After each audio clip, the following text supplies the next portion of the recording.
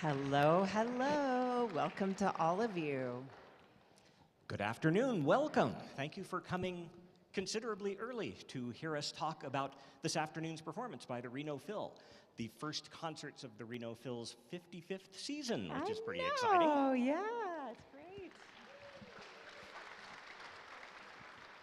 In case you don't know us all, this is, of course, Laura Jackson, music director and conductor of the Reno Phil.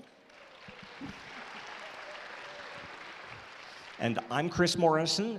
The program notes in your program today are my responsibility, no one else's, so if you find errors, please don't tell me. Thank you. And also with us, Daniela Liebman, who is our piano soloist this afternoon. Hi, so happy to be here. Thank you for coming. I just asked this of you, Laura, backstage, but I'll ask this or state this for both of you. You must be pretty pleased with how last night went as the inaugural concert of the season. Yes, well, of course, to these folks here, it was a good dress rehearsal. Exactly. No, it went really, really well. And, you know, the first concert of the season, sometimes it can sound a little bit like a first concert of a season. And it just, you know, sometimes we're kind of getting the wheels back on the bus and we haven't played, you know, this kind of repertoire in a few months. And this, I did not feel like it sounded that way at all. I've been really, really, really pleased with just the energy and the preparedness that the orchestra brought this week. And the repertoire is ridiculously difficult. I didn't kind of start off easy. And Daniela, you first, welcome to Reno for your first appearance here. You must be pretty happy about how last night went as well. This whole experience so far has just been so great. I got to walk around a little bit and see the city, and I'm enjoying it so much. And of course, last night, just listening, being on stage and just drawing from your energy and from the orchestra's energy and from the audience, and just this beautiful place is just so, it's so easy to get inspired. You seem very comfortable on stage. One, is that true? And two, if it is, was that a long time coming, or did you find that sort of comfort from an early age? I don't think I've ever been comfortable on Okay. stage. But I'm glad I'm really happy You it looks seemed that way. comfortable, for sure. I think, well, comfortable is an interesting word because I've used it a lot growing up to sort of, you know, be the goal for what I wanted to achieve on stage. I wanted to just sort of be myself in my space and comfortable to express anything I wanted. But I think that's exactly, the absence of that is exactly what makes a live performance so amazing, is that you're not comfortable. And when you're not comfortable, you have to reach into the unknown. You do things that you didn't think you could do. And so I think in a way, I almost try to befriend that uncomfortableness, because I think it's very powerful. You know, I was actually, I was talking to my husband about this after the concert last night. I was saying how interesting it is that a concert puts a performer in an altered state of mind. It's like suddenly you're working from a slightly different part of your brain and everything is totally new again. It's like you're hearing and experiencing every sound you're creating with this heightened awareness. And I think it comes from the adrenaline of performing. And that's adrenaline that comes from your presence. And I love that. I totally love that because you become an active participant in the performance, you know? And so like Daniela, I think, you know, gaining more and more experience as a performer is befriending the fact that you can prepare all you want. You can rehearse all you want. The minute we walk in here with you, it will end up feeling new and spontaneous. Does that ring true? It's fascinating. It's so true. I also think it's exactly that makes a performance so special, because when you're out here and you're experiencing everything for the first time in this new way that you're describing along with the audience, you're almost at your most vulnerable state. Yeah, absolutely. Describe a little bit about how you two met, because this is not the first time you've been performing together. Yes, it is not. I met Daniela, I think we figured out it was about 5 years ago. Yeah. I was asked to guest conduct at the Hartford Symphony, and they told me that I would have this young 15, 16-year-old soloist playing Chopin, second piano concerto. I proceeded to get slightly nervous. And because that piece, first of all, the orchestra parts in Chopin 2 are like not much, where it's kind of boring. But it's really hard for the conductor to follow the pianist. It's like ridiculously hard.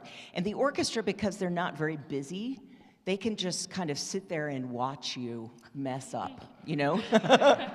So it's a very disconcerting concerto to conduct.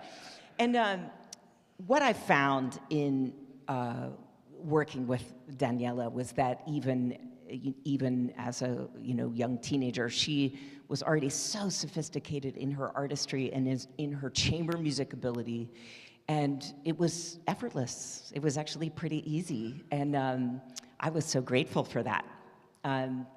So anyway, at the time, Daniela had moved from Mexico to Dallas. She was studying privately there, but she was sort of an unknown entity in the United States. So I started putting the word out to various people that I knew in the profession, saying, hey, there's this fabulously talented young pianist coming up in the ranks, and hire her, do stuff, So I then brought her to Wichita, where that was a nice occurrence where they were not telling me who my soloist was, but asking me who I wanted to bring. And I said, Daniela. And we did a Mozart piano concerto together, and it was, again, just so refreshing and lovely and fun and joyful. So I'm really thrilled to now be bringing her to you. And I believe in Daniela as an artist, and I'm enjoying watching her grow and develop. Thank you. That's so sweet. What is interesting, and possibly not everybody here knows this, but along with your ongoing concert schedule, which has been going for years now, you're still continuing your studies at the Juilliard School. Yes. Yeah. I'm trying to juggle both. She sounds fatigued as she says that. Well, homework. I have a lot of homework to do on the plane back. About like a week worth of homework, but it's okay. You had talked last night, in fact, the last thing you said before you left the pre-concert talk provoked like a dozen questions, I think I mentioned, that I'm not going to give you all dozen this afternoon, but I do want to return to the subject that you had brought up, because I'd asked you about your ongoing studies, and you had a very interesting answer, which, weirdly enough, just 2 days ago, Friday afternoon, I interviewed the head of the School of Music at UNR. Reed Chamberlain is his name. For those of you who are radio fans, you'll hear that interview on KUNR tomorrow. Part of what he said, he was talking about the experience of students in the School of Music at the university. And he was saying almost the exact same things you were in terms of how students, they learn a lot about music, they learn a lot about themselves, which feeds their music making. They also acquire a lot of really interesting and helpful skills that come out of the music but don't have anything specifically to do with music, that actually create really well-rounded, interesting people that can function, even if you are a music major and don't continue with music as your career, you have lots of other opportunities, and your music education has really helped you along in that. Yeah, I'm just a really big believer that music is genuinely just an expression of who you are as a person, an extension, an expression, both of all the good and all the bad. And I think that's what's so great about it, is that you can be all of your different parts and create this very unique thing. But I think it's important to give those parts importance and to value them. Because I don't know, as a student, at least growing up in the academic world of music, it's really easy to just get caught up in a practice room and just stay there all day and just never leave. There's this running joke that like no students at Juilliard actually know any of New York, and it's not even a joke. It's only when our families visit that we actually get to go out and see, because the rest of the time it's just so easy to get caught up in a practice room. And I mean, it is so important to study and practice and do all the things that allow you to express. But at the same time, I think it's everything else that gives meaning to what you're actually trying to express. So my goal is to try and get both, if that's possible. Yeah, you know, it was interesting last night. Daniela said it's much more important to be a musician than to be a good musician than to be a good pianist. And like, amen to that, you know? I think that what we're really trying to do as performers with the medium of sound is to express the human spirit, express our full selves, but also just something wonderful about being alive, being fully alive. And you know, these are all tools, so all the theory and all the practice and all of that are tools, but if we don't think about the why we're doing it, then it just becomes a bunch of scales and sort of acrobatic stunts rather than something that is actually meaningful. So I think it's wonderful that you stay in touch with that. That's great. I so agree with that so much. I also think that's the reason why when you hear someone every once in a while that just sounds like them, Yeah. sort of like Clara sounds like Clara. Yeah. I think it's just because they're so secure in what they believe in as a person, as a musician, rather than as a technical virtuoso. Because, I mean, anyone with enough practice can get there. And so, I mean, anyone with enough practice can sound stylistically correct. They can have the right phrasing, they can have the right pedaling. And you know, you follow the dynamics in the music and you have a very presentable, very decent performance, but you don't feel like you've met someone after they finish playing. And it's I think this exactly is what sort of leads to that. You alluded to Clara Schumann, and we've been using that name just because it's convenient and that's how we know her now, but she was actually Clara Wieck. She was a young student of her father's, already famous, however, when she composed the piece that you're going to be performing today, which is her piano concerto, her one and only completed piano concerto, sadly, which she started at the age of 13, finished at the age of 15. Is this the first time you've played it? No. I actually love returning back to pieces though, because last time I played it, I had this whole idea that just was meaningless when I came back. I was like, all this is wrong. I have to start over again. Which is also such a wonderful thing about music, is that it takes a life of its own, I think, where every time I come back to a piece I've played before, it's like getting to know a friend that you know really well, but stuff has happened. You know, you have to catch up. Sometimes you learn something new that changes your mind about something that you thought you knew about them, and it's just such a nice experience rediscovering. There's a way in which the piece of music is like your dance partner, you know? And every time you are on the floor again with that dance partner and you know more about yourself and about life and whatever, you see something new in the piece and you bring something new in it, or you see it completely differently. So it's wonderful that way. It took me a while in my career to really love going back to pieces.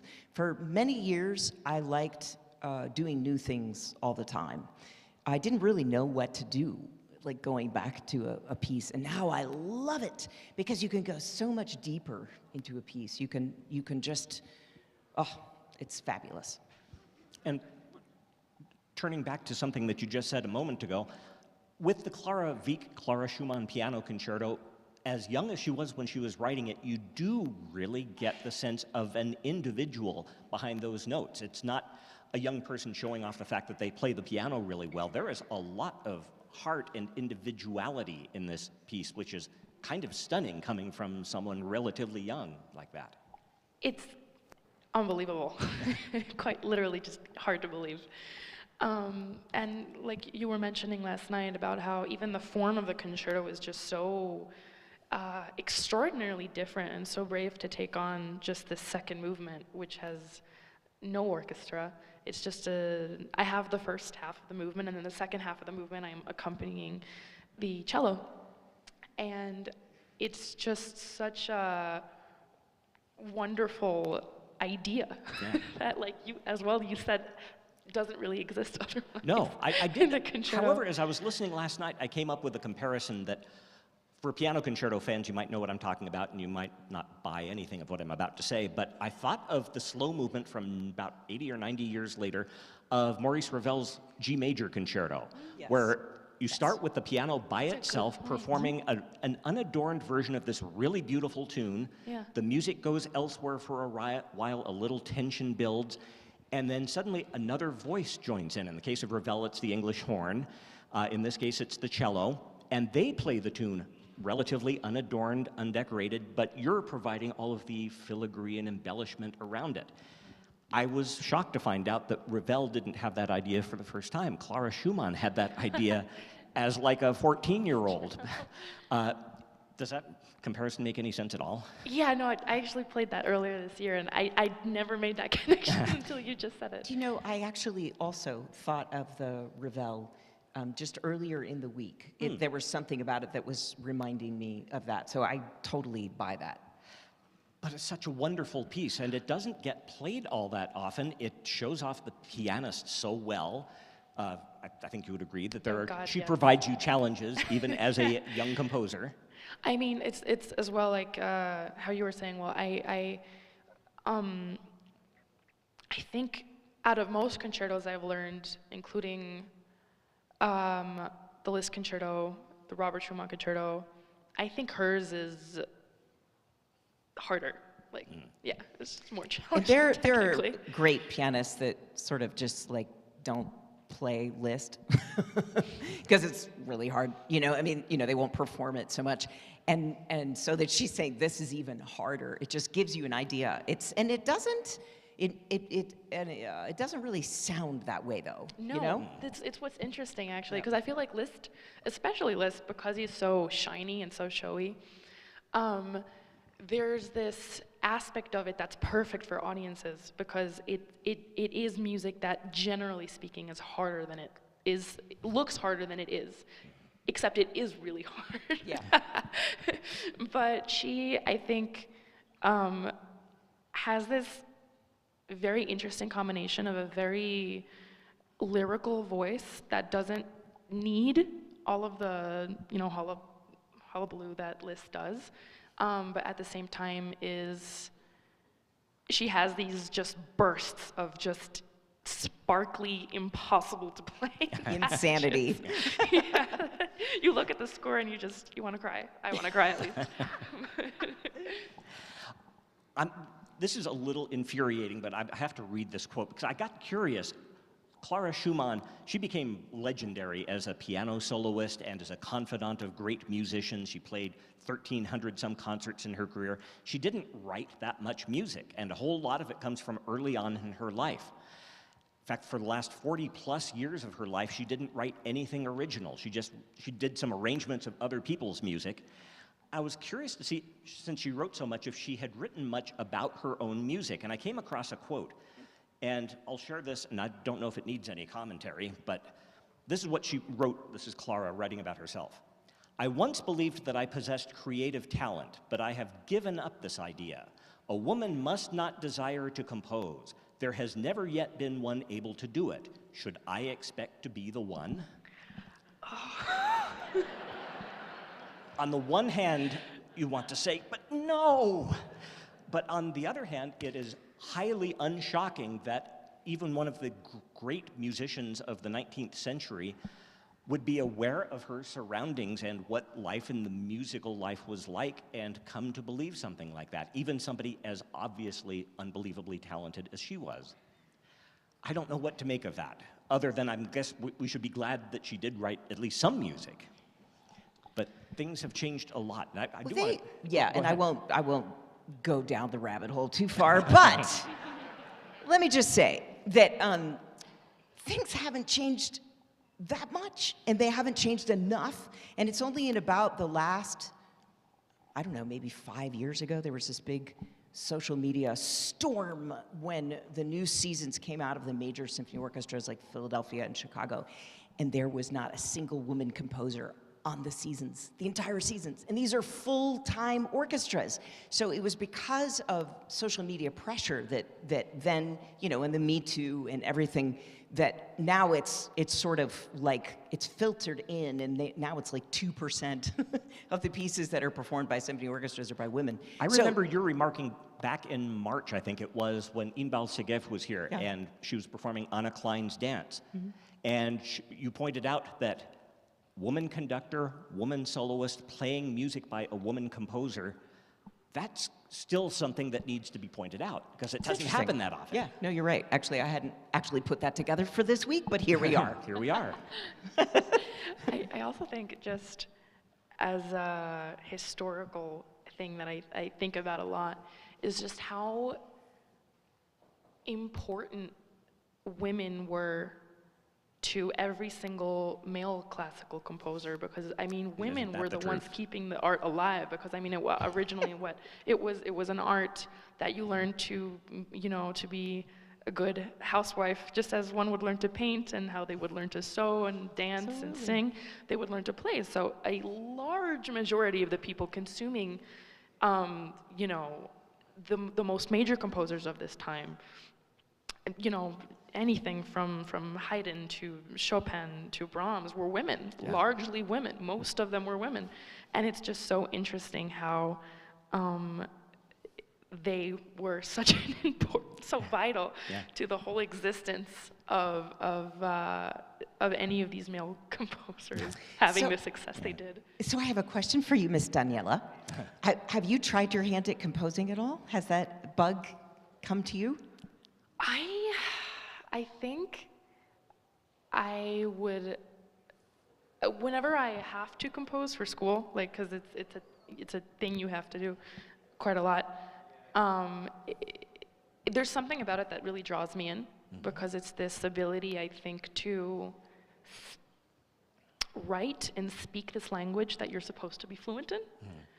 And I've never taken it on seriously. All the attempts that I've started, I think it's easy to get self-critical in that sense. I think Yes. I've learned to not be as self-critical with playing, but writing is a whole other thing. I would, oh my gosh, it's hard. Well, you still have time. Yes. Should it come to you. And in the meantime, we're so grateful that you are such a great pianist and that you came to Reno to perform with us. I know that you need to get backstage and get prepared for today. So thank you so much, Daniela, for taking part once again in the talk. Thank you so much. It's been a Thank pleasure. you for coming. Thank you.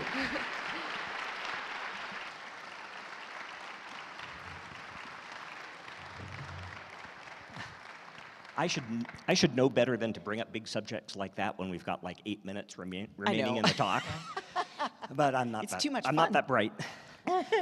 But we've talked a bit about Clara Schumann, but this first concert of the season has a couple of other great pieces of music. It sure does. Virtuoso pieces of music for the orchestra and for a conductor to hold everything together. Let's start with Strauss's Don Juan, the work of another relatively young composer, 24 years old. Yeah. The Don Juan is just an extraordinary piece to perform. What's interesting is that when we audition when there's an opening in the orchestra and we audition, you always, regardless of what instrument you're auditioning for, Don Juan is on there are excerpts from this piece on the circuit of things that they have to play.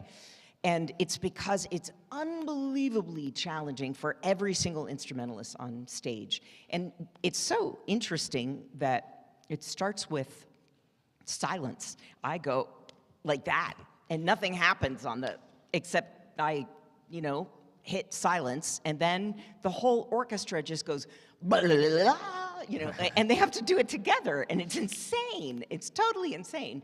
And then that's a major theme, and so we have to do it again and again and again, always together. And it would be fine if that were the only hard thing in it, but then the next bar is hard, and the next bar, and it just kind of, so it's incredibly challenging. What is so masterful and wonderful about the piece is that what it's capturing is the character of the legendary Don Juan. And so you have this sort of bravura and this arrogance, vitality, virility. You know, he's handsome and he knows it, kind of thing. So you get that in the first half, and then, or the first third or so, and then it sort of empties out and you have this absolutely luscious melody. First there's one in the strings, and then later there's an absolutely gorgeous melody in the oboe. And these are the more sort of sensual, these are his time, his intimate time with his to-be conquests. And they're just, his melodic writing is as impactful and marvelous as his virtuosic writing. And he was a pretty practiced composer by this point. He'd written a couple of symphonies, a couple of concertos. But as I remarked last night, I think it's generally held that the true Richard Strauss voice that we have become familiar with Ein Heldenleben and also Sprach Zarathustra and the operas later, we hear that really for the first time in Don Juan. And it's a continuous stretch of like 18, 19 minutes. And there are some really tricky transitions, too. You're talking about the different styles of music. You don't have a nice, convenient break in between them. You get to negotiate these wonderful transitions that he wrote, but it is so easy for things to go a little amiss. And the orchestra sounded so splendid last night doing it. Yeah, I was really, really proud of them. They did a completely awesome job, and they will again today. And we have just a few minutes to discuss a work that perhaps doesn't even need discussing because it's so familiar to most of us, and that's Beethoven's Symphony No. 5, the beloved Symphony No. 5, which, just out of curiosity, how many of you, when I say Beethoven's Fifth Symphony, you know what I'm talking about? Okay. How many of you have heard all like 35 or so minutes of Beethoven's Fifth? So many. Okay, a lot of you, that's good. Okay. Because it's not just that first movement, as dramatic and powerful and familiar as it is, but although Strauss had a particular story in mind when writing Don Juan and particular characters and situations, Beethoven's music is so darn vivid and dramatic and colorful that you might think that there is sort of some underlying story. I think he denied it throughout his life. It was just music, but it's a real musical journey through a whole bunch of different emotions. Yeah, you know, without a doubt. The first movement, that seminal gesture of four notes, ba ba ba bom, that not only spins out the first movement, it actually comes again and again and again in all of the other three movements. And the other themes are like variations on it or taken from it. So it's just an incredible work of genius. The amount of variety, the number of pathways and directions that Beethoven creates out of four notes. And the fact that it creates this trajectory that defines symphonic writing after this moment. Beethoven 5 is where you really solidify the first movement as tumultuous, as, you know, angsty in some kind of way. And then you have the lyrical second movement, the scherzo, the animated movement in a fast 3, and then the true transformation, sort of a liberation in the final movement, so that everything that we've encountered in the first three movements, although they are different characters, they're telling a story, and then there is this wonderful sort of, I can't think of anything other than transformation at the end. It's all the more joyful and triumphant after having started where we start, which in this movement, it's so electric. It's so unbelievable. This is another thing that starts with silence. I don't do anything but bang, and nothing happens. You know, I go, ba ba ba bum, ba ba ba bum. It's terrifying, let me just tell you right now. Totally, totally terrifying. You know, you just kind of worry, is anything going to happen? Or are they going to go, clearly going to be a bomb? You know? You never quite know. That is a thing that actually arises with this symphony, the fact that even though it is so familiar to many of us, and certainly familiar to the musicians in the orchestra who've probably played it dozens, if not hundreds of times, it never gets easy. There is so much to pay attention to and so much to coordinate within the orchestra. And if things go awry, you hear it immediately. Yeah, it's very transparent. It's very exposed. And so you're out there. I mean, your heart is out there on the ledge, and you're taking risks because the piece really demands that of you. And you're surfing this incredible wave. It is, although all of us have performed it many times, it is thrilling every single time. And it really makes every musician and myself sit up straight. I mean, it's the twists and turns in the piece are remarkable and wonderful. And it's such a privilege to perform it for you. And I couldn't help but notice walking out of the hall last night amongst the audience, they felt the transformation. There was just a buzz amongst everyone. You're going to be leaving here today wanting to take care of whatever problems are out there in the world. You're going to be ready. You're going to be triumphant and ready to take on anything. I love it. Great. Laura, thank you so much for being here for the talk. Once again, Thank you, it's been a Chris. delight. Thank you all for coming early. Enjoy today.